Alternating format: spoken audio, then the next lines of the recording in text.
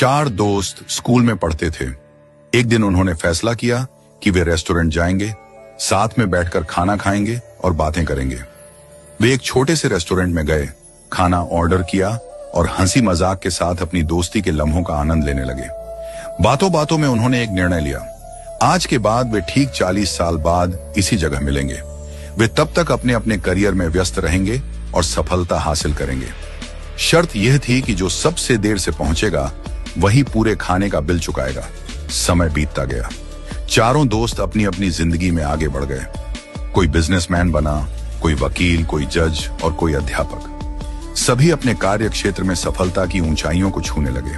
40 साल बाद अब वह छोटा सा रेस्टोरेंट एक भव्य 5 स्टार होटल बन चुका था और वहां काम करने वाला एक साधारण वेटर अब उस होटल का मालिक बन चुका था। वह भी उस दिन का इंतजार कर रहा था। समय आया और पहले एक दोस्त पहुंचा, फिर दूसरा, फिर तीसरा। वे एक दूसरे से मिलकर बेहद खुश हुए, लेकिन चौथा दोस्त अभी तक नहीं आया था। थोड़ी देर बाद होटल के रिसेप्शन पर फोन आया।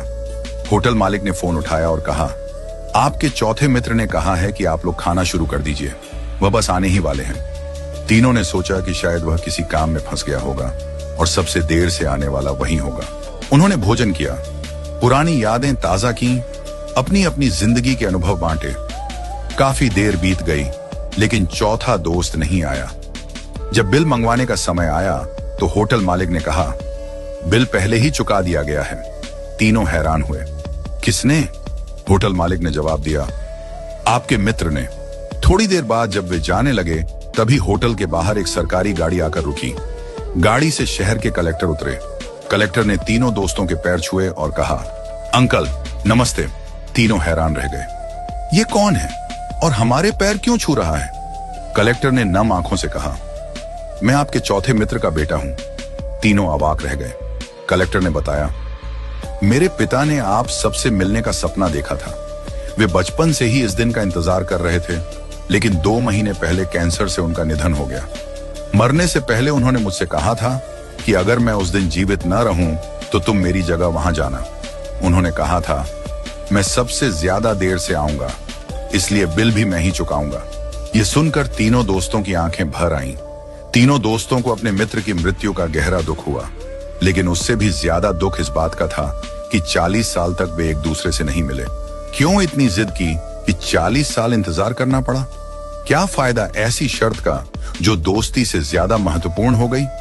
आज हम भी अपनी जिंदगी में यही गलती कर रहे हैं। हम अपने परिवार, रिश्तेदारों और दोस्तों से मिलने का समय नहीं निकालते।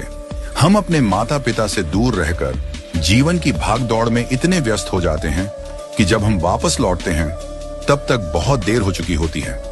जब वे दुनिया से चले जाते हैं तो हमें अफसोस होता है, काश हमने उन्हें समय दिया होता। हमारे पास धन दौलत, ऐशो आराम, गाड़ियां और बंगले हो सकते हैं, लेकिन अगर हमारे पास अपने लोगों के लिए समय नहीं है तो हमारे पास कुछ भी नहीं है। भगवान श्री कृष्ण कहते हैं, वसुधैव कुटुंबकम, यानी पूरी दुनिया एक परिवार है। इसलिए पैसा कमाने से ज्यादा रिश्ते कमाने पर ध्यान दें। जो वक्त बीत जाता है वह कभी वापस नहीं आता। वक्त का दान सबसे बड़ा दान है। आज ही अपने प्रियजनों से मिलें, बात करें, उनके साथ समय बिताएं, क्योंकि जो प्यार, जो अपनापन आज है वह कल हो भी सकता है और नहीं भी।